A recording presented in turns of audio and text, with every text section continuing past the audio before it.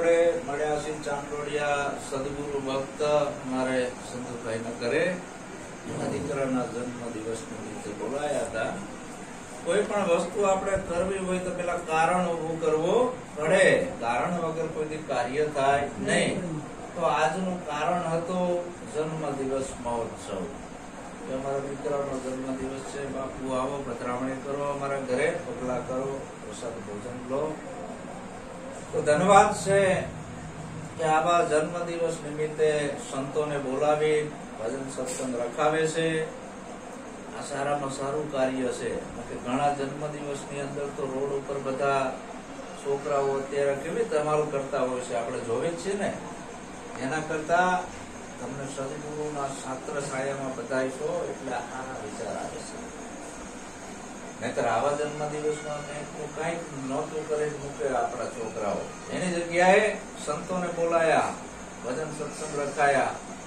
જન્મ દિવસ આપણે જન્મ દિવસ તો ઉજવ્યો આપણા દીકરાનો, બરાબર, પણ આપણે એવું જીવન બનાવવાનું છે કે આપણા ગયા પછી 18 વરણ આપણી જન્મ જયંતિ ઉજવે અને નિર્વાણ તિથિ પણ ઉજવે.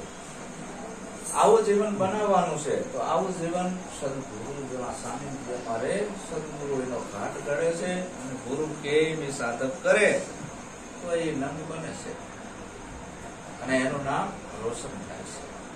બસ જીવન એટલે મળ્યું છે. જબ તું આયો જગતમાં જગ હસે તું રોય, કરની એસી કર ચલો તું હસે ને જગ રોય. બસ આવું તારે બનવાનું છે. અને આમાં કોઈ 1 રૂપિયાનો ખર્ચો નથી. આવું બનવામાં, આવું બનવામાં 1 રૂપિયાનો ખર્ચો નથી. બધાને ગમતો થઈ જાય, બસ પૂરી થઈ જાય. કોઈને નડીશ નહીં, બસ કોઈને નડવું નહીં. આવો બની જા, જીવનમાં તારું નામ રોશન થઈ જશે. તો આવું જીવન જીવતા સદગુરુ શીખવાડે છે. અને આ મનુષ્ય જન્મ છેલ્લો છે મુક્તિ મેળવવા માટે. એટલે નિરાજ સ્વામી નું ભજન છે. નિરાજ સ્વામી શું કહે છે, બધાને ફાવે તો ભાઈ ઝીલાવજો. કરતા પદ કહો કોને રે કહીએ, અકર્તા કહો કોને રે. કરતા પદ કહો કોને કહીએ, અકર્તા પદ કોને રે. ખીર નીર બે મળ્યા રે એકઠા, ખીર નીર બે મળ્યા રે એકઠા, હંસ કરે બે છાને રે. હંસ કરે બે છાને રે. કરતા પદ કહો કોને રે કહીએ, અકર્તા કહો કોને રે. કરતા પદ કહો કોને કહીએ, અકર્તા કહો કોને રે. ભક્તિ ઘણી પ્રકારની છે. 9દા ભક્તિ છે એ કર્મ બંધન વાળી છે. 10મી ભક્તિ પરાભક્તિ સદગુરુની છે, જીવન મુક્ત બનવા માટે. તો કે કરતા પદ કહો કોને કહીએ, અકર્તા કોને કહેવું. ખીર અને નીર બે મળ્યા એકઠા, હંસ કરે બે છાણ. દૂધ અને પાણી મિક્સ હોય, પણ હંસ છે ને એની ચાંચમાં ખટાશ હોય. એ દૂધમાં આમ ચાંચ બોરે એટલે દૂધ અલગ થાય, પાણી અલગ થાય. એમ અકર્તા પદને જાણવા માટે આ 5 તત્વનો દેહ છે. એમાં હું કોણ છું? જેરે લાખા આ કરતાપણાને કોરે કરીને તમે અકર્તાના ઘરમાં આવો તો અનુભવનું સુખ માણો. પણ આપણે અત્યારે કરતા પદમાં આપણાને માની લઈએ છીએ કે હું કરું છું, હું કરું છું, હું કરું છું. આ કરતા પદ થયું. જ્યાં સુધી અંદર આ ભાવ છે કે હું કરું છું, હું કરું છું, હું કરું છું, અને એની આસક્તિઓ અંદર ચિત્તમાં પડી છે, ત્યાં સુધી તમે કરતા પદમાં છો ને છો. હવે એમાંથી અકર્તા પદમાં જવાનું આવ્યું તો એ અર્જુન બધા ધર્મોનો ત્યાગ કરીને તું મારા શરણે આવી જા. એટલે બધા ધર્મો એટલા માણસોને બનાવેલા અને આવા બધા ધર્મની વાત નથી કરી. આ તારા પાંચ તત્વોનો દેહ, આમાં બધી ઇન્દ્રિયોના ધર્મ છે. આ ઇન્દ્રિયનું કર્મ કરે છે, તું એમાં ના પડીશ.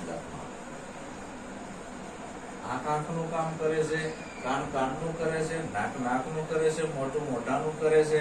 સૌનું કાર્ય સૌના ધર્મોમાં કરી જ રહ્યું છે. પણ એ એના ધર્મો છે, ઇન્દ્રિયોના, તારા નથી. તો કરતા છો. જો હંસ હોય એટલે ગુરુમુખી હોય આનો નિર્કીર્ણનો નિવેડો કરે. આના માટે કે બાવા બનવાનું નથી. આ બધા કર્મો સદગુરુ આ રીતે જ્ઞાનથી છોડાવે છે, સમજણના ઘરમાં રહી કે આમાં તું કઈ કરતો નથી. આત્મા અજર અમર ને અવિનાશી, સાક્ષી સ્વરૂપી સ્વયં અકેલા. કીધું ને, જીવ નાહી ઈશ્વર નાહી, નહીં માયા મેં આયો, ત્રિકુટી પારે સ્વરૂપ અમારા, એનો ભેદ બતાયો. હું તો સાક્ષી સ્વરૂપે છું, હું કઈ કરતો નથી. એ અકર્તા પદ છે. તો એ અકર્તા પદમાં જવું હોય તો સદગુરુના વચનમાં હાલવાનું હોય. તમારા મનથી આવશો તો તમને કરતા પણ લાગશે અને તમે કર્મના બંધનમાં આવશો ને આવશો. અને એનો ભોગ વટો આવે જ. સારું કરો તો સારું, ખરાબ કરો તો ખરાબ. મૂળ તો કરતા પદ જ ને. બે કરતા પદ આવ્યું, અકર્તા પદમાં આવશે. તો આ બધા લબાસા છે એ ગુરુને કૃપા સોંપી દીધા. પણ આ કેને ખબર પડે? હંસ પુરુષોને. હંસ પુરુષ એટલે ગુરુમુખી, કે જેની સુરતા ગુરુના વચનમાં છે, ગુરુના શબ્દમાં છે. અને ગુરુ જે કઈ કહે છે એ એને બુદ્ધિની, વિવેક બુદ્ધિની એરણ ઉપર એક એક શબ્દને કસે છે અને એનો અનુભવ કરે છે. આ શબ્દ શું કહેવાય? આખી રાત ગુરુએ મને બોધ આપ્યો, ઉપદેશ આપ્યો. કોનો આપ્યો? તમારા સ્વયંનો આપ્યો, બીજાનો આપ્યો નથી. જયારે તમે બોધ લેવા આયા ત્યારે જીવ સ્વરૂપે હતા. કેવા હતા? જીવ. જેમાં અત્યારે ચોમાસું આવ્યું, બધા ડાંગર વાય છે અને પછી લણીને જાય છે, પછી થ્રેસરમાં જાય, પછી ચોખ્ખો થાય, છોકરા ઉતરી જાય, પછી ઉગે નહીં. નીકળો તો મૂળ તો ડાંગર માંથી જીવ માંથી નથી થયું. એમ તમે જયારે ઉપદેશ લેવા આવ્યા ત્યારે જીવ સ્વરૂપે હતા. પણ ગુરુ મુખ આખી રાત ઉપદેશ કર્યો. ગુરુએ બધું પૂરી હલકું કરીને તમને અકર્તા પદમાં લઈ ગયા, સાક્ષી સ્વરૂપ, આત્મ સ્વરૂપમાં. એ આ સ્વરૂપ તારું છે, નામ સ્વરૂપ. આ લબાચામાં તું પડતો નહીં. એટલે ગુરુમુખી આનો નિવેડો કરી શકે. આમાં બગલાનું કામ નથી કે પગ કો વાકો બુજ શકે નહીં, હંસ ગતિ ગુણ ન્યારો રે. પગ શોભાકો બુજ શકે નહીં, હંસ ગતિ ગુણ ન્યારો રે. મેં સાહેબ કા સાહેબ મેરા, મેં સાહેબ કા સાહેબ મેરા, પરખે પરખનહારા રે. પરખે પરખનહારા રે. બગલાની દ્રષ્ટાંત આપ્યું નિરાજ સ્વામીએ કે બગલા જેવા આનો નિવેડો કરી શકે નહીં નિર્ખીરનો. એટલે બગલો કેને કીધું? કે જેની બેડોળ વૃત્તિ છે. બેડોળ વૃત્તિ, જેનું ચિત્ત ચગડોળે ચડેલું છે, એને આનો નિવેડો થાય નહીં. બગસો વાકો ભુજ શકે નહીં, હંસ ગતિ ગુણ ન્યારા. જે ગુરુમુખી સાધક છે એ એક એક શબ્દને વિવેકથી જોવે છે, વિચારે છે, એનો અનુભવનો સાર કાઢે છે. કે મેં સાહેબ કા અને સાહેબ મેરા, પરખે પરખન હારા. હું અને સાહેબ જુદા નથી. કોનું અને ઘરેણું બે જુદા હોય. બરફ અને પાણી જુદા હોય ના હોય? એક જ હોય. આવું હાસું કહું નક્કી છે. તો મારા ગુરુએ જે સ્વરૂપ બતાવ્યું છે, સાહેબ કેતા અલગ ધણી, જે વિરાટ વ્યાપક છે, કે જેનો શેઢો અને સીમાડો નથી, કરતા છતાંય અકર્તા છે, દેખાતો નથી, છે કરો. ઇન હું બે જુદા નથી. સૂરજ અને સૂર્યનું કિરણ બે જુદા હોય કે એક હોય? દરિયો ને લહેર જુદા હોય કે એક હોય? પણ આ ગુણ કેનામાં આવે? હંસ પુરુષો. ગુરુ મૂકીને આની ખબર પડે કે હું અને સાહેબ જુદા નથી, હું અને ગુરુ જુદા નથી. તો એક શેનાથી છે? હા, એક શેનાથી? નામથી. એટલે એક છીએ આપણે. આવૃત નક્કી કરાવ્યું મારા સદગુરુએ કે અમે જુદા નથી. અખિલ બ્રહ્માંડમાં એક તું શ્રી હરિ જુજવે રૂપે અનંત ભાષે. પવન તું, પાણી તું, ભૂમિ તું, ભૂદ્રા, વૃક્ષ થઈને ખીલી રહ્યો આકાશે. આ વિધવિધ રચના કરી અનેક રસ લેવાને શિવ તકી જીવ થયો એ જ આશે. કહે નરસૈયો આ મંત્રની શોધના પ્રીત કરું તો પ્રગટ થશે. હાલ પ્રગટ જ છે. પરમાત્મા પ્રગટ છે, અપ્રગટ નથી. પણ દેખાતો નથી. દેખાય છે નહીં અને નથી દેખાતું ઈ છે. એટલે આપણા ગુરુએ એના માટે આ ત્રીજું લોચન ખોલ્યો. ત્રિકુટીની પાર જે સ્વરૂપ છે એ સમજાયું. જો આયા છે તારું સ્થાન 52. તો મેં સાહેબ કા, સાહેબ મેરા, પરખે પરખનહારા. હું ભગવાન જુદા નથી, હું સદગુરુ પણ જુદા નથી. બે એક જ છે. હવે અમારે જન્મ મરણ ના હોય, હું એમાં જ છું. હરિમાં રહું, હરિમાં આવું, હરિમાં ચાલુ. એ પૂરી જ છે. હવે જુદા પણ હું રહ્યો નથી. આવું જયારે નક્કી થઈ જાય ત્યારે આ તમારા ઢેડા પડે.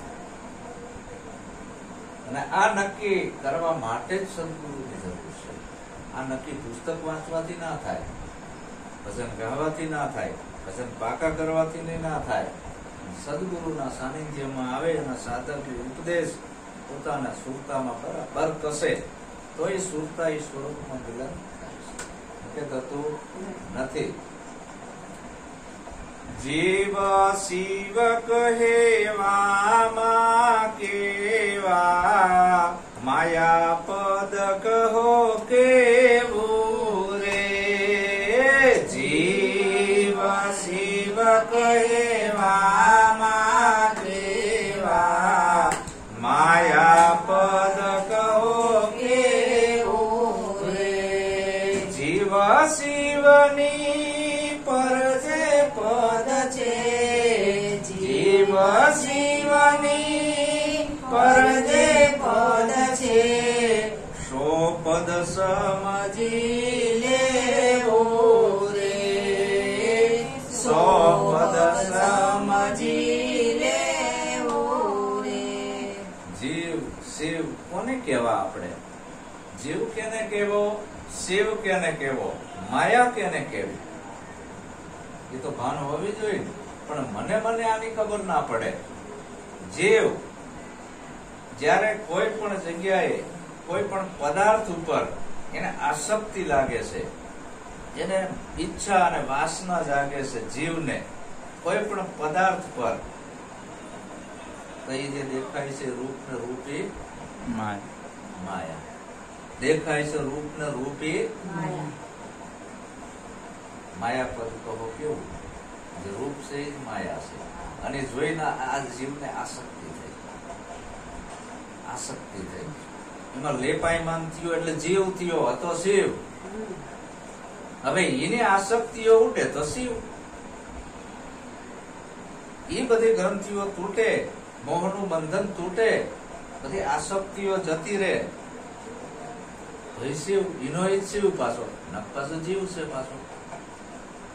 જો આસક્તિ રહી, ઈચ્છા અને વાસના રહી, પદાર્થ ભાવના રહી, તો જીવ છે. પણ જો એ ઉપર ઉઠી ગયો અને પદાર્થ ભાવના જતી રહી, આસક્તિઓ જતી રહી, મોહનું બંધન અંદરથી છૂટી ગયું, શરીરથી નથી છોડવાનું, આ શરીરને ભગત નથી બનાવવું, આંઠિયું મનમાં પડી છે, શરીરને કાંઈ કરવાનું નથી, નથી માળા પહેરવી, નથી ટીલા ટપકા કરવા, કઈ ઢીંગવું નથી, ભૂખ્યું નથી રાખવું.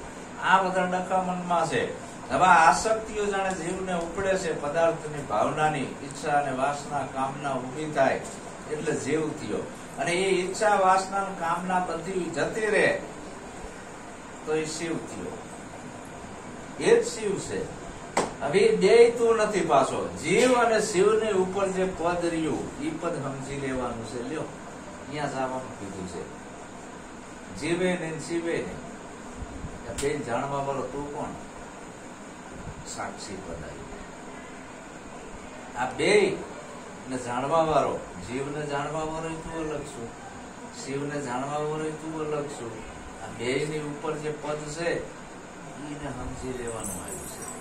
100 પદ સમજી લેવું. નિરાજ સ્વામી કે જો કેટલી ઊંચી વાત કરે છે. આપણા ગુરુએ આપણાને એ પદ સમજાયું છે. જીવ ને શિવ ઉપર 100 પદ સમજી લેવું. ન કે જીવ શિવ કહેવામાં કેવા એટલે કે એવું ભૂતપૂર્વ પ્રાણી નથી જીવ ને શિવ. આ દશા એવું લાગે છે. જીવ દશા. આ જયારે આને દશા લાગે છે, ઈચ્છા અને વાસના અંદર ભેગી થાય એટલે દશા બંધાણી. એ દશા બંધાણી એટલે જીવ ઉદ્યો પોતાને માની લીધો કે હું શરીર છું, હું લવાર છું, કુંભાર છું, હાઈ છું, ઉતાર છું. ઘણા બધા બંધનો મોહના આવી ગયા. એમાં સપડી ગયો. આમાં હું સ્ત્રી છું, પુરુષ છું, આ બંધન આવ્યું. એ જીવ.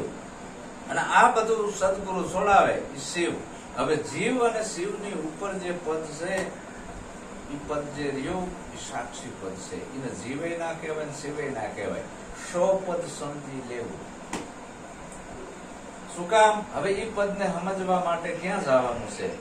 તપ કરવાથી નહીં સમજાય, જપ કરવાથી નહીં સમજાય, માળા ફેરવવાથી નહીં સમજાય. જોગી બની જશો તો એ પદ તમે નહીં સમજી શકો. મને સમાધિ ચડાવશો તો નહીં સમજી શકો. તો એ પદ ને સમજવા માટે એક શબ્દ છે સબ હી સરજા, શબ્દ હી સર્જનહારા રે.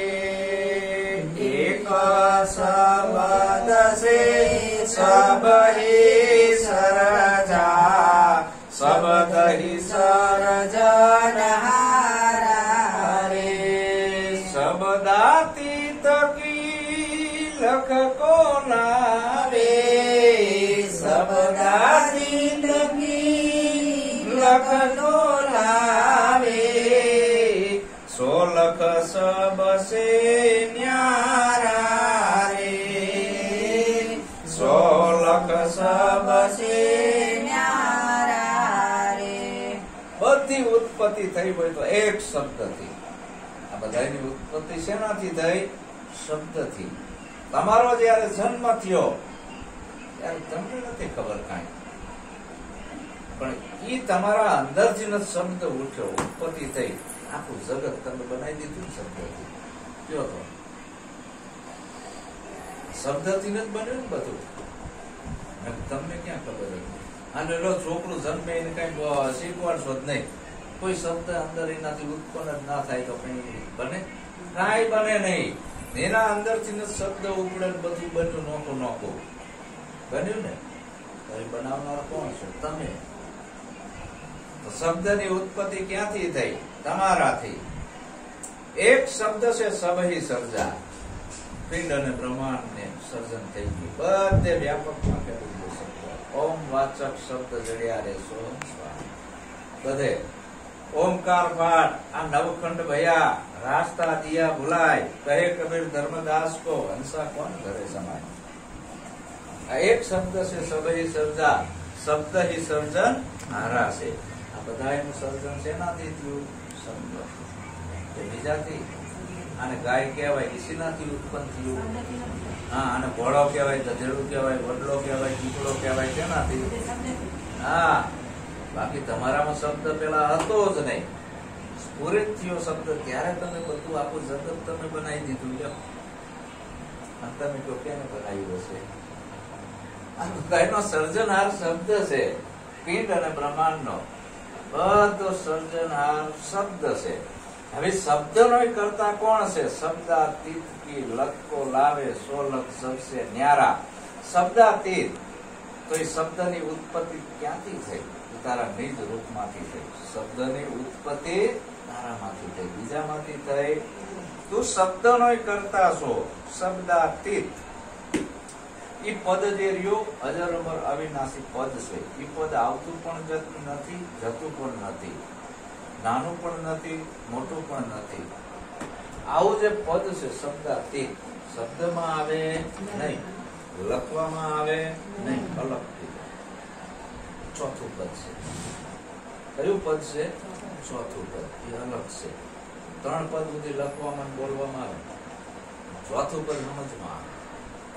નામ રૂપ ને ગુણ સુધી તમે બોલી શકો, વિચારી શકો, મંથન કરી, પણ ચોથું પદ આવ્યું એ વ્યાપક પદ છે, શબ્દાતીત અલગ છે. એ સુરતાથી તમને નક્કી પણ થાય. એટલે દરેક સંતોએ શાન કરી છે, બીજું કાંઈ કર્યું નથી. કોઈ આમ કર્યું, નિરાજ સ્વામીએ આમ કર્યું. આ બધી શાન છે.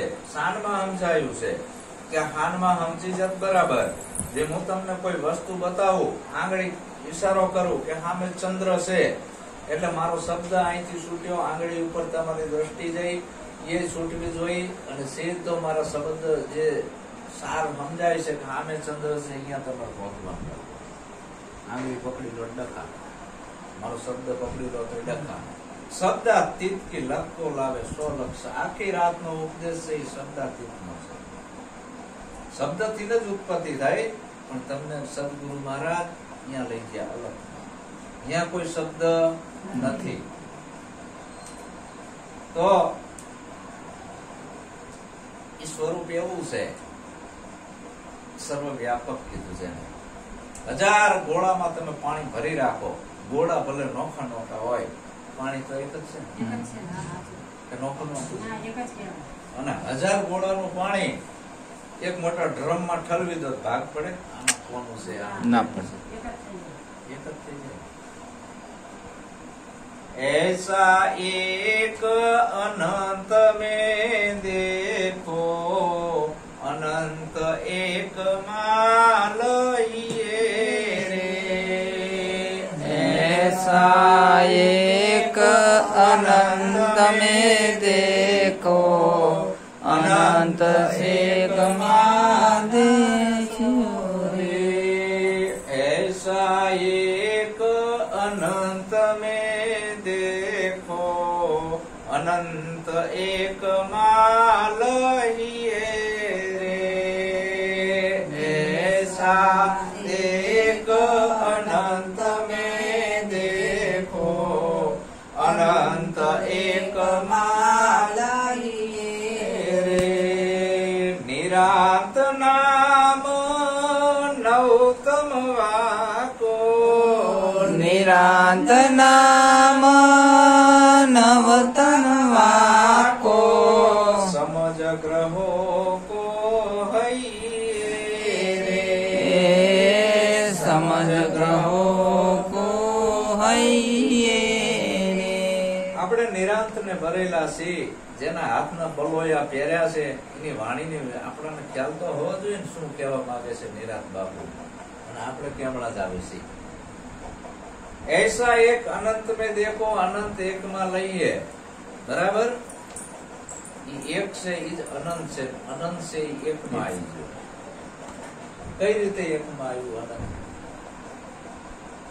સોનીની દુકાને જવી, સોનાનું ઘસવું હોય, એમાંથી અનંત દાગીના બને. બધાયના નામ રૂપ ગુણ નોખા નોખા થાય. થાય ને? ઊભું છે એમાંથી ઊભું છે. સોનામાં. તો બધાયમાં હોનું છે જ નહીં. પણ આપણે ભૂલાસીમાં પડ્યા છીએ. નામ નામ રૂપ રૂપ ગુણ, આ ઊંચું છે, નીચું છે, આ ફલાણું છે, ઢેકણું છે. એ બાદ કરીને પછી જોવો, એ અમર તત્વ એક જ છે બધે. ऐसा एक अनंत में देखो, अनंत एक માં લઈએ. બધા ઘાટ ગાડી નાખે કેળે ભૂલે તો હોનું જ ને. હાલો ઘરેણા ભલે હજારો ઉભા થયા, નોખો નોખા નામ, નોખો નોખા રૂપ ને નોખો નોખા ગુણ. હવે એમાંથી ખાલી ફોનું બાદ કરી નાખ્યું તો ઓલા ચાં ગયા નામ રૂપ ને ગુણ જતા રહ્યા ને? તો એની હસ્તી રહેતી નથી. ऐसा एक अनंत में देखो, अनंत एक માં લઈએ. એમ તમારું જે નિજ સ્વરૂપ છે એ વ્યાપક છે. પણ આપણે સીમિત થઈ ગયા છીએ. આપણે આ શરીરના બંધારણમાં આયા એટલે આપણાને એમ કે હું આવડો છું, આ આવડો છે, ફલાણો મોટો છે, આ જાડો છે, આ પાતળો છે. આપણે ભૂલાસીમાં પડ્યા, આ ઘાટમાં આયા એટલે સદગુરુ આ ઘાટમાં લઈ જાય છે. આ ઘાટમાં કોઈ ઘાટ છે નહીં. આ ઘાટ ભાગીને ભૂકો કરી નાખ્યો. નામ રૂપ ગુણ આ બધું બાદ કરાવી દીધું. પછી ચોથું પદ છે અગાઢ પદ છે.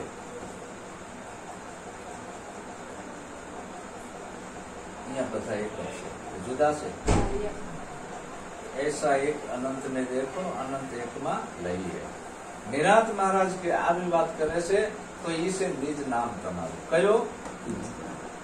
ઓલા નામ તો જતા રહ્યા. જેમ ઘરેણાના નોખા નોખા નામ, નોખા નોખા રૂપ અને નોખા નોખા ગુણ હતા, પણ એમાંથી હોનું બાદ કરવી તો નામ રૂપ ગુણ નો નાશ થઈ ગયો. એકેય નામ રહ્યું નહીં. બહુત નામ સંસાર में તાસે મુક્તિ ન હોય. આદિ નામ ગુપત હે, સોનું નામ સત્ય છે, એનું કઈ નામ નથી. સોનું નામ સત્ય છે, એનું કઈ નામ નથી. ઘરેણાના નામ હોય, સોનાનું કઈ નામ હોય નહીં. એમ તમારા નામ રૂપ ગુણ બાદ થઈ જાય. ચોથું પદ છે અવિનાશી પદ, નિજ પદ છે. એને ઘણાએ સત્ય નામ કીધું, ઘણાએ નિજ નામ કીધું, ઘણાએ સ્વરૂપ કીધું, ઘણાએ નિજ કીધું, કોઈ અલગ કીધો, કોઈ અવિનાશી કીધો, કોઈ નિરાકાર કીધો, કોઈ નિરીજન કીધો. ઉપમા આપી છે. બાકી અહીંયા કોઈ એને નામ અક્ષર લાગતા નથી. હોનામાં કોઈ નામ અક્ષર લાગતા નથી. આવો તમારું નિજ સ્વરૂપ અખંડ સ્વરૂપ છે. એમાં જો તમારે રહેવું હોય તો સદગુરુને આધીન થવું પડે. મોટા મોટા રાજાઓ પણ સદગુરુને આધીન થયા છે. કે ભાઈ આધીનતા જોઈ.